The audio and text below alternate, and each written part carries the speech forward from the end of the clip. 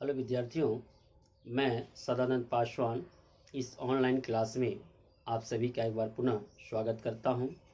जैसे कि कक्षा 9 की गणित जो बुक हम लोग सॉल्व कर रहे हैं वो है डॉक्टर मनोहरी की बुक्स में प्रश्नावली जो है 2C यानी बहुपद के अंतर्गत प्रश्नावली 2C तक के सवालों को हम लोग हल कर चुके हैं। आज जो है हम लोग प्रश्नावली 2D के सवालों को हल करेंगे। तो प्रश्नावली 2D के सवालों को हल करने से पहले कुछ एग्जाम्पल्स से हम लोग प्रश्नावली 2D को समझने की कोशिश करेंगे।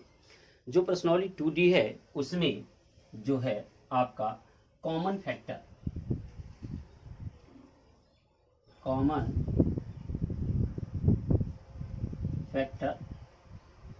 को हम लोग सीखेंगे। तो मैं आपको कॉमन फैक्टर की कुछ बेसिक जानकारी देने की कोशिश कर रहा हूं, जिसे आप ध्यान से इसे देखें और समझें। फिर हम लोग प्रश्नावली 2D के सवालों को हल करेंगे। तो कॉमन फैक्टर में जैसे मैं कहूं कि ये अपना आम है और ये है सेब, और यहाँ पर पुनः मैं लिखूं कि ये अपना आम है और ये है केला, तो आप बता सकते हैं कि आम सेब और धन आम केला, यहां पर इस धन चिन्ह के दोनों तरफ ऐसा कौन सा फल है जो उपस्थित है। तो आप जरा देख के बताइए हमें कि इस धन चिन्ह के दोनों तरफ कौन सा फल है। बोलिए कौन सा फल है। अच्छा, आम है। सही, आप सही बता रहे हैं। हाँ, आम है। दोनों तरफ कौन सा है? आम है। यदि मैं यहां से आम को खा जाऊं तो यहां भी आम खा गए, इधर भी आम खा गए, तो क्या बचा अपने पास? सेब और प्लस केला। सेब प्लस केला। तो आप देखेंगे कि दोनों तरफ आम था और मैंने आम को क्या किया? खा लिया। अब जब आम को खा लिया तो हमारे पास इस साइड में भी बचे सेब, इस साइड में बचे केला। खाने का मतलब ये हुआ कि जैसे ही दोनों तरफ ऐसे एक ही फल था, तो जैसे ही हम इस फल को कोष्टक के बाहर लिखे तो मतलब ये हुआ कि हमने आम से यहाँ पर भी भाग लगाया और आम से यहाँ पर भी हमने भाग लगाया। तो इस आम से इस आम को अगर हम विभाजित करेंगे तो एक आएगा, इस आम से इस आम को विभाजित करेंगे तो एक आएगा। और आपको पता है कि एक किसी भी संख्या में, या चर हो या चर हो, यदि वो गुणा करेगा तो वही संख्या हमें प्राप्त हो जाती है या वही चर हमें प्राप्त हो जाता है।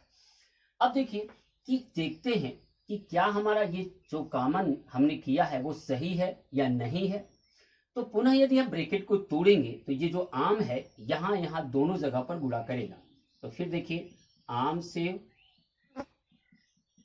आम केला, इस तरह से आपका ये पुनः पहला वाला ही प्राप्त हो गया। तो गणित में स्टेप बाय स्टेप सवाल लगाते समय ये जरूर पीछे वाले स्टेप पर ध्यान देना चाहिए कि क्या हम जो चेंजिंग कर रहे हैं इसमें, क्या इसको पुनः हम उल्टा करें तो क्या हम पुनः उस स्टेप पर जा सकते हैं या नहीं जा सकते हैं। यदि जा सकते हैं तो निश्चित तौर से आपने उस सवाल को सही लगाया है।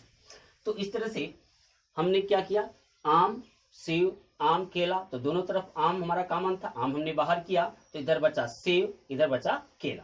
तो ये हो गया आपका। इस तरह से कॉमन फैक्टर के सवाल लगते हैं। आइए एक एग्जांपल्स और मैं आपको दिखाता हूं। यदि मैं कहूं केला, संतरा, केला, आम,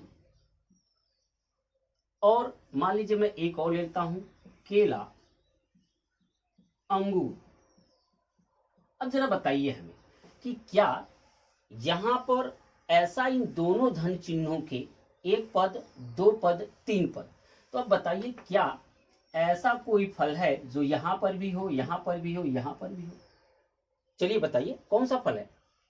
अच्छा, केला। ठीक, केला यहां पर भी है, यहां पर भी है और यहां पर भी है। इसलिए हम क्या करेंगे? केला को कॉमन करेंगे और जैसे ही केला कॉमन करेंगे तो यहाँ से भी केले से केले में भाग लगाएंगे तो एक बचेगा, यहाँ पर भी केले में भाग लगाएंगे एक बचेगा, यहाँ पर केले में भाग लगाएंगे एक बचेगा, केले से केले में भाग लगाएंगे तो केला से केला कटेगा तो एक बचेगा। और एक किसी भी संख्या में यदि गुणा करेगा तो हमें वही संख्या, वही चर राशि प्राप्त हो जाती है।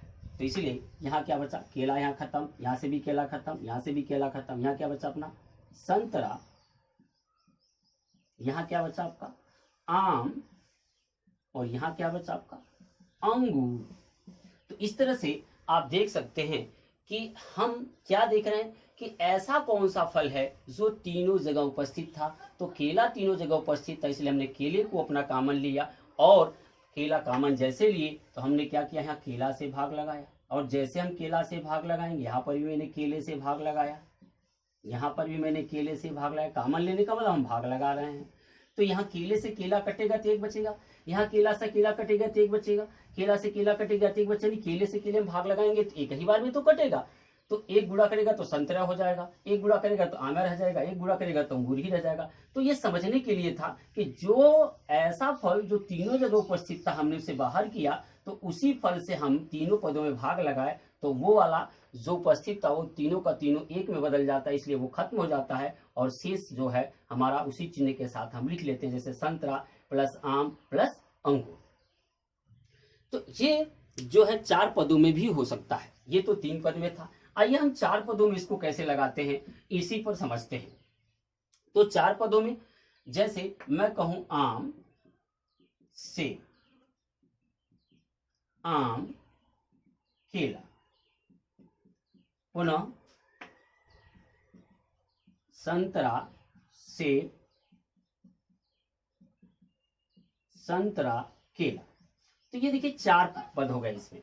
यहां देखिए 4, यहाँ आम सेब, आम केला, संतरा सेब, संतरा केला, तो 4 पद हो गए अपने। तो क्या करेंगे, हम इन 4 पदों को 2-2 ब्रैकेट में, देखिए ऐसे 2-2 ब्रैकेट में ऐसे इसको भर देंगे। अब देखिए यहां पर ऐसा कौन सा फल है दोनों जगह है, आम है, तो आम को हम कॉमन करेंगे, तो जैसे आम को कॉमन कर लेंगे तो यहां बचेगा आपका सेब, और यहां बचेगा आपका केला। यहां आ जाइए, यहां धन चिन्ह लगाएंगे, यहां देखिए कौन सा फल है दोनों तरफ, संतरा, तो संतरा हम कॉमन करेंगे, तो यहां बचेगा सेब, और यहां बच जाएगा आपका केला।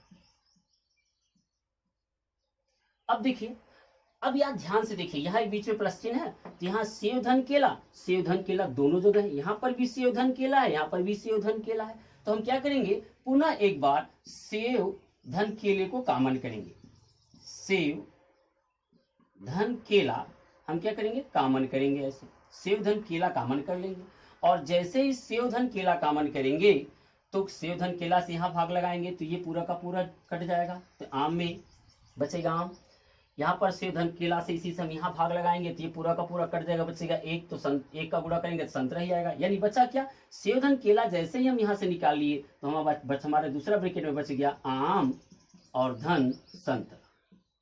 तो इस तरह से आपके ये कॉमन फैक्टर 4 पदों में भी हो सकते हैं। यानी हमें क्या करना है, हमें धन या ऋण चिन्हों के दोनों तरफ देखना है कि ऐसा कौन सा अंक है या चर है जो दोनों ओर उपस्थित है, उसे बाहर कर लेना है और शेष बचे हुए को उसी चिन्ह के साथ कोष्टक के अंदर लिख लेना है। तो ये अपना कॉमन फैक्टर, कुछ बेसिक चीजें थी कॉमन फैक्टर की, समझने के लिए हमने आपको फलों पर समझाने की कोशिश किया कि आप फल के आधार पर इस कॉमन फैक्टर को अच्छे से समझ जाएं। तो जैसे मैंने अभी भी बताया कि मान लीजिए हम यहाँ जो आम केला आम सेब, तो यहाँ दोनों तरफ कौन सा कॉमन था, आम, तो हमने आम को कॉमन किया, बचा क्या, केला और प्लस सेब, केला और प्लस सेब। तो इसी तरह से क्योंकि आम यहाँ पर भी था, आम यहाँ पर भी था। इसी तरह से आपका प्रश्नावली 2D का जो पहला सवाल है, प्रश्नावली 2D का जो पहला सवाल है, मैं उसको इसी फार्मूले पर लगा के दिखाता हूं, इसी ढंग पर। हमारे पास है 6x - 8y का गुणनखंड, 6x - 8y के गुणनखंड है। सवाल दिया के गुणनखंड है, के गुणनखंड है। तो आप देखेंगे कि यहाँ देखें तो 6 को, अब देखिए मैं आपको समझाने के लिए एक यहाँ ब्रैकेट में समझाने की कोशिश करता हूं। यहाँ 6 2 गुणे 3 से बना है x, और 8 जो है 2 दूनी 4 दूनी 8 से बना है। तो अब देखिए कि अगर हम इसको गुणनखंड कर दिए, 6 और 8 में देखें कॉमन क्या है, 2 यहाँ पर भी है 2 यहाँ पर भी है, तो 2 जैसे ही हम कॉमन करेंगे तो यहाँ बचेगा कितना 3x माइनस यहाँ 2 कॉमन कर दिए 2 दूनी 4y। तो इस तरह से ये अपना सवाल लग गया। ये आपको समझाने के लिए था कि 6 में 2 गुणे 3 है और 8 में 2 गुणे 2 गुणे 2 है, तो देखें दोनों तरफ तो अंकों में 2 कॉमन है, तो यहाँ से 2 कॉमन कर लिए निकाल दिए, तो ये 2 खत्म हो गया, ये 2 खत्म हो गया, बचा 3x माइनस यहाँ 2 खत्म हो गया 2 दूनी 4y। तो सेम इसी तरह से ये पहला सवाल आपका था। आइए दूसरा सवाल भी मैं इसी पर करके आपको दिखाता हूं, सेम इसी आधार पर आपका दूसरा सवाल भी है। तो दूसरा सवाल है x पर power q minus x square. दूसरा सवाल है आपका x पर power q minus x square का गुणनखंड है, ये विकल्प वाले प्रश्न है। तो यहां देखिए, अब देखें तो x पर q माइनस एक्स स्क्वायर, इसका मतलब x पे q का मतलब यहां समझाने के लिए ब्रैकेट बनाते हैं। अब जरा देखिएगा, यहाँ x पर q का मतलब हुआ x गुणे x 3 बार माइनस x पर पावर 2 होने का मतलब x गुणे x 2 बार। अब जरा बताइए हमें कि यहाँ पर देखिए 2x कॉमन है, यहाँ पर भी 2x कॉमन है, तो इस 2x को जब कॉमन निकाल लेंगे यानी x गुणे x को, तो जब भी x गुणे x कॉमन करेंगे तो ये x स्क्वायर होगा, x गुणे x, तो हम x स्क्वायर कॉमन कर लिए, क्या बचा अपना x, यहाँ x गुणे x दोनों कॉमन निकल गया तो कुछ नहीं बचा, जहां कुछ नहीं बचता वहां लिखते हैं 1। तो ये हो गया, ये आपको समझाने के लिए, और ये इसका आंसर, यानी दोनों जगह एक्स स्क्वायर कॉमन था, एक्स स्क्वायर कॉमन कर लिए x माइनस 1। यानी हमेशा हम देखिए छोटी जो छोटा पावर वाला होता है या छोटी अंक होती है उसी को कॉमन के रूप में बाहर करते हैं। तो आइए कुछ अन्य सवालों को भी हल करते हैं। तीसरे सवाल की बात करते हैं, प्रश्नावली 2D। प्रश्नावली 2D का जो चैप्टर है वो बहुत बड़ा नहीं है, कॉमन फैक्टर है, और कॉमन फैक्टर के सवाल को बहुत आसानी से लगाया जा सकता है। आप पिछली कक्षाओं में भी कॉमन फैक्टर के कुछ सवाल लगाए होंगे। तो अपना जो तीसरा सवाल है इसके अंतर्गत देखें तो ये है 3x square plus 6xy, 3x square plus 6xy। तो अब जरा देखिए, अगर दोनों तरफ धन के दोनों तरफ देखें तो यहाँ 3 है और 6 जो है 2 गुणे 3 से मिलकर बना है। यानी आपको समझाने की बात करें तो यहाँ ब्रैकेट में हम देख सकते हैं कि 3x यानी x स्क्वायर क्या है, x गुणे x से बना है, धन 6 कैसे 2 गुणे 3 से गुणे x गुणे y, इस हिसाब से आपको लिख सकते हैं। तो यहाँ देखिए 3, यहाँ पर भी 3, यहाँ पर भी x और यहाँ पर भी x, तो क्या हो जाएगा अपना 3x कॉमन कर लेंगे तो यहाँ बचेगा कितना x, ये प्लस चिन्ह, यहाँ से 3x निकल गया तो बचा ये 2 और ये y 2y। तो इस तरह से ये इसका आंसर हो गया, यानी 3x स्क्वायर प्लस 6xy का गुणनखंड हो गया, 3x कॉमन हो गया बाहर से, बचा क्या x प्लस 2y। तो इस तरह से आप जो है ये आपके समझाने के लिए है, आपका केवल हल ये है, केवल ये और ये आपका हल है, ये आपको समझने के लिए कि यह कैसे कॉमन हम ले रहे हैं। तो इस तरह से आप समझते रहिए। आइए चौथे सवाल की बात करते हैं। चौथा सवाल हम लोग लगाते हैं, देखते हैं कि चौथा सवाल कॉमन फैक्टर का क्या है। तो प्रश्नावली जो है 2D का जो चौथा सवाल है, छोटे छोटे सवाल हैं, इसमें है 7mn minus 21 21m square n square. अब आपको कुछ चीजें दिमाग में आ गई होंगी कि कॉमन कैसे निकालते हैं। देखिए 7 है, यहाँ 21 क्या है 3 गुणे 7 से मिलकर बना है, इसका मतलब 7 यहाँ पर भी है तो 7 कॉमन कर सकते हैं, यम एन यहाँ पर भी, यम एन यहाँ पर भी, तो यम एन भी कॉमन कर सकते हैं। तो ये बताइए, यहाँ से मैंने यम एन और 7 यम एन पूरा का पूरा मैंने निकाल दिया, तो यहाँ क्या बचेगा, जहां कुछ नहीं बचता वहां क्या बचता 1। अब देखिए 7 त्रिक 21 भागफल 3 आया, चूंकि ये 7 निकल गया तो 3 ही तो बचेगा। यहाँ 2 घात में से 1 m निकल गया, यहाँ n के 2 घात में से 1 m n निकल गया, तो केवल 1 m और 1 n बचा, तो ये हो गया इसका आंसर। तो आइए पांचवें सवाल की ओर बढ़ते हैं। पांचवा सवाल है आपका 21x स्क्वायर वाई स्क्वायर। पांचवा सवाल इधर लगा देते हैं हम, 21 एक्स स्क्वायर वाई स्क्वायर और जो है प्लस 63xy प्लस 63xy। तो अब जरा देखिए ये 63 में देखिए 21 तिहाई 63, 21 गुणे 3 हो सकता है। एक्स वाई यहाँ पर भी, एक्स वाई यहाँ पर भी, दोनों जगह एक्स वाई है। तो क्या करेंगे 21 एक्स वाई को कॉमन करेंगे तो यहाँ से 21 निकल गया तो नहीं बचा, लेकिन एक्स स्क्वायर में से एक एक्स निकला, मतलब एक्स स्क्वायर का मतलब एक्स गुणे एक्स हुआ, तो एक एक्स निकाल लिए तो एक एक्स तो बचा ही।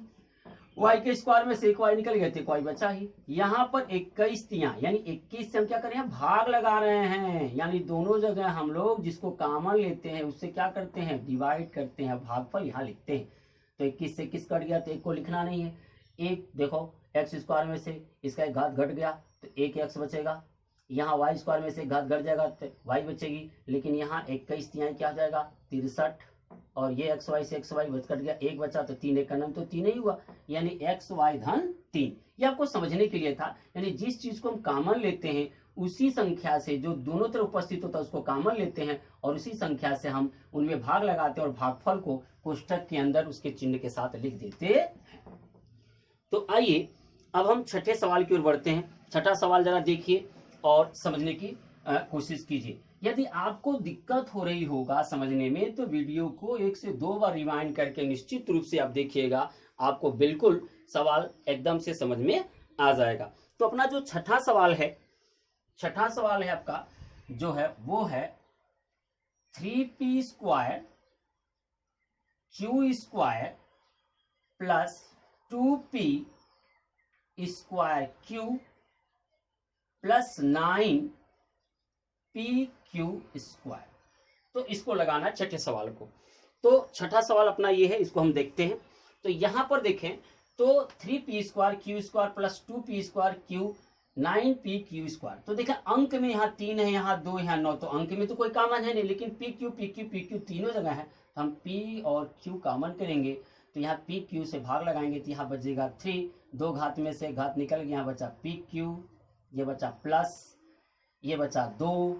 अब p स्क्वायर में से एक p गया तो केवल एक p बचेगा, q तो पूरा निकल गया। यहाँ देखिए 9, यहाँ p पूरा निकल गया, q स्क्वायर में से q चला गया तो बचा एक q। ये हो गया इसका आंसर, यानी pq इसमें कॉमन था तो हमने pq निकाल दिया और शेष जो बच गया उसे हमने यहाँ लिख लिया। कहने का मतलब ये जिस चीज देखिए pq तीनों जगह उपस्थित, तो हम क्या किए जब कॉमन निकाले pq को तो यहाँ pq से भाग लगाए। तो आप जानते हैं भाग में घात घटता, अगर बेस एक समान है, अगर हम p स्क्वायर बटे p की बात करें तो देखो बेस समान है तो घात घटेगी, -1 हो जाएगा आपका p, एक घात तो लिखते नहीं। इस तरह से q स्क्वायर बटे q की बात करें तो q में से एक घात घटेगी बचेगा q, तो इसलिए यहाँ बच गया आपका pq, 3 तो निकला ही नहीं था। उसी तरह से यहाँ पर भी, उसी तरह से यहाँ पर भी ये बचा है। तो ये हो गया आपका कॉमन फैक्टर का छठा सवाल।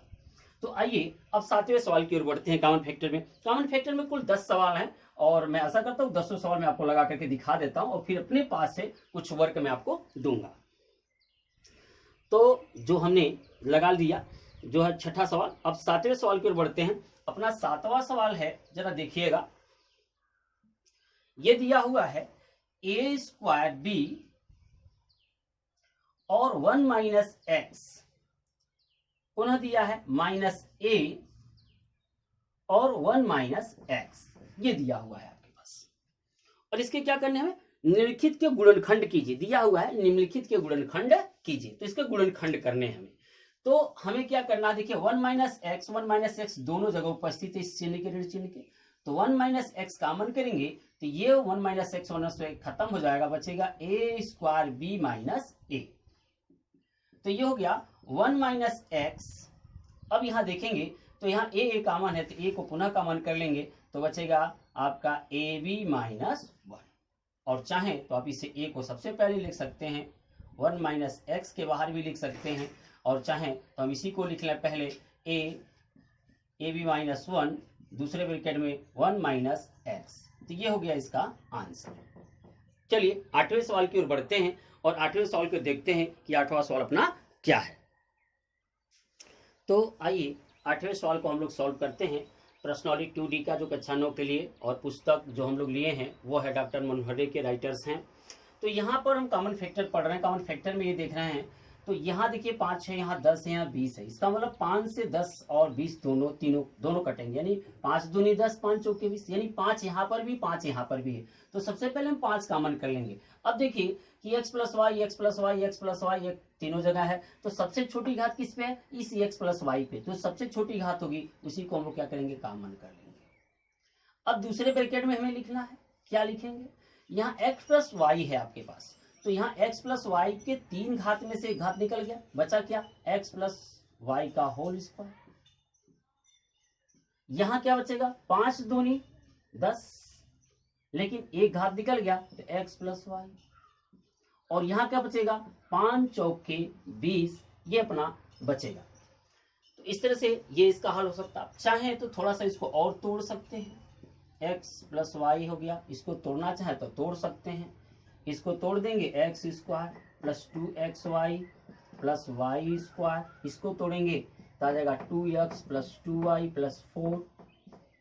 तो अभी ये हो गया, मतलब ये तोड़े तो a प्लस बी के होल स्क्वायर पर a का वर्ग plus 2ab plus b square, और दो ये कोष्टक तोड़ेंगे तो दो इन दोनों गुणा करेगा। तो यहाँ देखिए, यहाँ पर आपका 5x प्लस वाई, और आपका जो है ये हो गया आपका X square Y square, X square plus Y square, क्रम से लिख लेते हैं।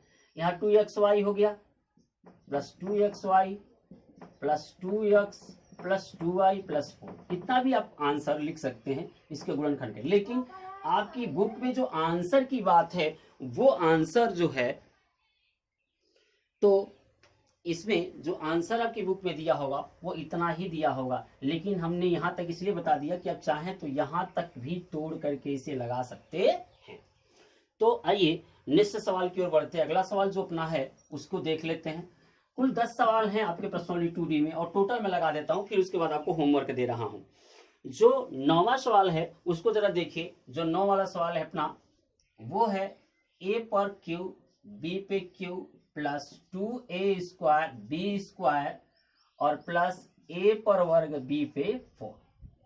ये अपना जो है 9वां सवाल है। तो इसमें भी देखना हमें क्या है, यहाँ देखिए a b हर जगह है, तो आप देख सकते हैं इसमें सबसे छोटी घात जो है a स्क्वायर और b स्क्वायर है। तो यहाँ देखिए a स्क्वायर b स्क्वायर, ये पे 3 है, 3 है, यहाँ पर 2 है, 4 है, लेकिन यहाँ पर a स्क्वायर b स्क्वायर सबसे छोटी घात है, इसलिए हम इसी को a स्क्वायर b स्क्वायर को कॉमन करेंगे, तो यहाँ दो घात निकल जाएगा, बचेगा a b। यहाँ निकल गया दोनों घात तो बच गया केवल 2, यहाँ 2 घात निकल गया तो a खत्म हो गया, लेकिन यहाँ b से 2 घात निकला तो बचा b पर स्क्वायर। क्यों? क्योंकि हम घात को घटा रहे हैं, क्योंकि a स्क्वायर b स्क्वायर से यहाँ पर भी भाग लगाएंगे, यहाँ पर भी भाग लगाएंगे, यहाँ पर भी भाग लगाएंगे, तो भाग में घात क्या होता है? घटता है। यहाँ देखो, यदि a पर q, b पे q में यदि a स्क्वायर और b स्क्वायर से भाग लगाते तो a पर q माइनस 2 और b पर q माइनस 2 होता, तो बचता क्या? a और b। चूंकि एक घात तो हम लिखते नहीं, इसलिए हमारा ए बी बच जाता। उस तरह से यहाँ पर लगाते तो ए स्क्वायर बी स्क्वायर से कट जाता, बचता एक का गुणा करते 2 ही रह गया। यहाँ ए स्क्वायर तो पूरा निकल गया, लेकिन बी पर 4 घात थी, इसलिए 2 घात इसके ऊपर बच गया। ये हो गया इसका आंसर। तो आइए अब थोड़ी 10वें सवाल की भी चर्चा हम लोग कर लेते हैं। तो लास्ट सवाल है पर्सनली 2D का, जो 10वां सवाल है। यहाँ पर देखिए √3a, √9b, √6 ये दिया हुआ आपका सवाल, और हमको क्या करना है? इसका का गुणनखंड करना है, का गुणनखंड करना है। तो यहाँ आपका √3 है, a है। अब देखिए 9 है तो इसको हम कड़ी में 3 गुणे कड़ी में 3 लिख सकते हैं, और b भी 6 है तो कड़ी में 2 गुणे कड़ी में 3 लिख सकते हैं। तो यहाँ देखिए कड़ी में 3 कड़ी में 3 कड़ी में 3, तो इसलिए हम कड़ी में 3 कॉमन कर लेंगे, यहाँ बचेगा a, और यहाँ एक कड़ी निकल गया तो कड़ी में 3 भी, और यहाँ कड़ी 3 निकल गया तो बचा कड़ी में 2। तो ये अपना हो गया जो है आंसर। तो इस तरह से हम लोग पर्सनली 2D के सारे जो 10 क्वेश्चन थे, 10 के 10 क्वेश्चन सॉल्व किए, और आप इसे वीडियो को रिवाइंड कर करके अच्छे से देखिए और समझिएगा। और मैं अब आपको होमवर्क देता हूं, और उसे करके जो है हमें बताइएगा कि आपको आया कि नहीं आया। तो हमारा पहला होमवर्क है a स्क्वायर ab AC, दूसरा है 4x प्लस 16y, तीसरा सवाल है X square plus X Y plus X Z. और चौथा सवाल आपके लिए है X A plus B Y A plus B का आपको गुणनखंड करना है। पांचवा सवाल आपके लिए है जो है A X Y plus A square X square Y plus A पर क्यू एक्स पर क्यू और वाई पे क्यू। तो इस तरह से 5 सवाल हो गए। छठा सवाल यहां ले लीजिए आप, 25 ए स्क्वायर माइनस 25 बी स्क्वायर और इसके गुणनखंड आपको करने हैं। और 7वां सवाल आपका है 8 X square plus 64 X Y आपको इसके गुणनखंड है। तो कुल हम आपको 7 सवाल जो है होमवर्क के रूप में दिए हैं। आप निश्चित तौर से वीडियो को रोक करके आप इस सवालों को नोट करेंगे और आप उसके बाद इसे हमें कमेंट करके या व्हाट्सएप ग्रुप पर आप हमें भेजेंगे और हम देखेंगे कि क्या आप इसे गुणनखंड सही कर पा रहे हैं कि नहीं कर पा रहे हैं। फिर अगले वीडियो में जो है प्रश्नावली 2E के साथ हम लोग उपस्थित होंगे। तब तक के लिए हम आपसे इजाजत लेंगे और हम आशा और विश्वास के है हम लोगों के अंदर कि हम दिन रात मेहनत करके जो आप लोगों के लिए वीडियो बना रहे हैं और उसको नेट पर अपलोड कर रहे हैं, आपको प्रोवाइड करा रहे हैं ताकि आपकी पढ़ाई सुचारू ढंग से चलती रहे। बेटा कोई बात नहीं है, क्लास में तो हम लोग आज नहीं तो कल मिलेंगे ही मिलेंगे, निश्चित तौर से पढ़ाई होगी ही होगी। लेकिन इस विषम परिस्थिति में आपकी पढ़ाई बहुत ज़्यादा जाया ना जाए, नुकसान ना जाए, आप घर पे बैठे बैठे बोर ना हो, आपकी पढ़ाई भी होती रहे और हम जो है आप कैसे जुड़े भी रहें। तो निश्चित तौर से आप वीडियो को अच्छे से देखिए। देख रहे हैं कि कुछ बच्चे बिना वीडियो देखे ही सवालों को लगा करके भेज दे रहे हैं। जो है अनुवाद का जो अपना दिए हुए हैं उस अनुवाद को उसे गलत से ही लगा के भेज दे रहे हैं। जब आप देखोगे तब तो समझोगे। आप इस नियमों को 2 महीने से बैठे हुए हो, 1.5 महीने से आप घर पे बैठे हो, तो आप निश्चित तौर से आप जितने भी नियम होंगे काफी भूल गए होंगे। तो आप देखो उसको अच्छे से, पहले समझो फिर बना के भेजो। अब बना के भेज दे तो उल्टा सीधा तो थोड़ा सा अच्छा नहीं लगता है। तो आपसे अनुरोध है कि जो भी आप चीजें करें थोड़ा अच्छे ढंग से करें और पहले तो वीडियो को अच्छे से देखें और समझने के बाद ही फिर दिए गए होमवर्क को करें। तो फिर अगले वीडियो मिलते हैं, तब तक के लिए हम आपसे इजाजत लेते हैं।